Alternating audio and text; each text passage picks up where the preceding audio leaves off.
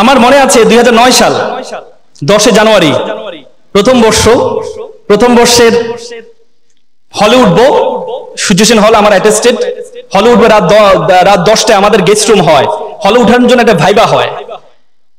সে ভাইবাতে কিছু প্রশ্ন জিজ্ঞেস করেছে আমাকে। এই প্রশ্নগুলো তোমরা অবশ্যই বুঝতে পেরেছো। ছাত্রলীগ কত সালে প্রতিষ্ঠা হয়েছেন, ছাত্রলীগের প্রথম সভাপতির নাম কি, বর্তমান সভাপতির নাম কি, অনেক প্রশ্ন আমাকে জানি। প্রত্যেকটা প্রশ্ন 12টা প্রশ্ন জিজ্ঞেস, প্রত্যেকটা প্রশ্ন পেরেছি।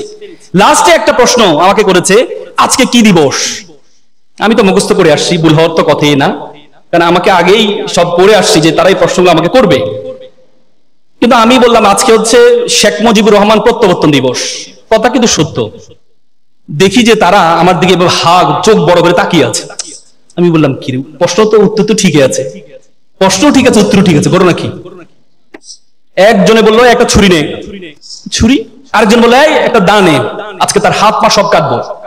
নবীন বরণ করছে, দেখো আমাকে বরণ করে নিচ্ছে তারা। আমি তো ভয়ে প্রথম বর্ষের ছাত্র, আসলাম গ্রাম থেকে, হাত মা কাটবে। আমি বললাম, তারপরে একটু সাহস করে বললাম যে ভাইয়া আমি কি ভুল করেছি? ভাইয়া ভুল করিস নাই, তুই বঙ্গবন্ধু কেন বলিস নাই? আমি তো রে বাবা মুখস্থ তো সব করছি। প্রত্যাবর্তন দিবস শেখ মুজিবুর রহমান প্রত্যাবর্তন, জাতির জনক বঙ্গবন্ধু শেখ মুজিবুর রহমান, ওটা তো পুরো পড়ি নাই। এর মধ্যে তারা তো আমাকে হাত পা কাটার জন্য অবস্থা রেডি। তারা বুঝে গেছে যে I am not belong to Chhatra League. তখন তো আমি তাদের অত্যাচারে, মানসিক অত্যাচারে আমি বেহুশ হয়ে পড়ে গিয়েছিলাম। পড়ার পর আমাকে পরবর্তীতে নিয়ে যায় রুমে, নিয়ে পানি টানি ঢালার পরে হোঁশ আসার পরে আমি যে হলে উঠবো, হলের সভাপতি ছিল আমার বাড়ি কুমিল্লা, তার বাড়ি কুমিল্লা। আমি চিন্তা করছি তার কাছে উঠলে, মানে ছাত্রলীগের সভাপতি, তাহলে আমি একটু সেফ থাকবো। তো সে আমাকে দেখতে আসলো। আমি বললাম, ভাই আপনার এলাকা বাড়ি আমার একই এলাকার, আপনি কি করলেন এটা?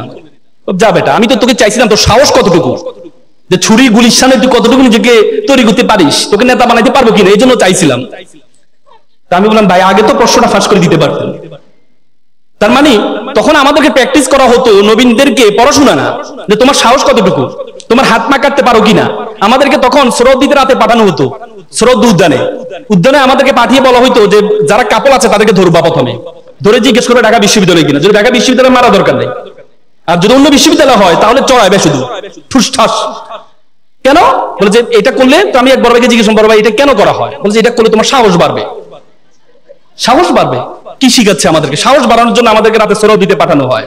তারপর এক বড় ভাই বলে, শোন তোদেরকে আমি একটা বলে রাখি, তোরা যখনই দেখবি যে আমি কোন কারোর সাথে কথা বলতেছি, তখন আমি মাথায় যখন হাত দিব, তখন তোরা বুঝতে পারবি যে সামনে যে আছে সে হচ্ছে আমাদের শত্রু। তখন তোরা মাইর দেওয়া শুরু করবি।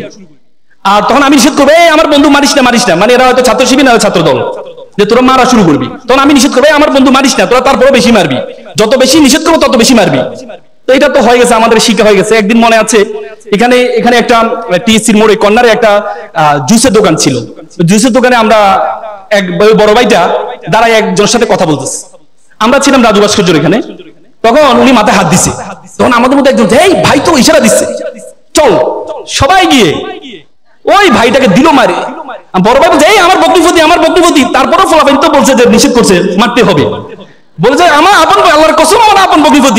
তারপরেও ফলাফল মেরে একবারে, কারণ ভাই শিখে দিচ্ছে যত বেশি নিষেধ করবো তত বেশি মারবি, আর আমি যত বেশি বলবো তত বেশি মারবি।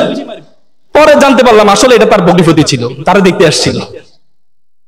তার মানে তখন আমাদেরকে শিখানো হতো এটা। এই জন্য তোমরা অনেক বড় সৌভাগ্যবান, যে ফার্স্ট ইয়ারে এসে তোমরা একটা ক্যারিয়ার গাইডেন্স প্রোগ্রাম পাচ্ছ। সেখানে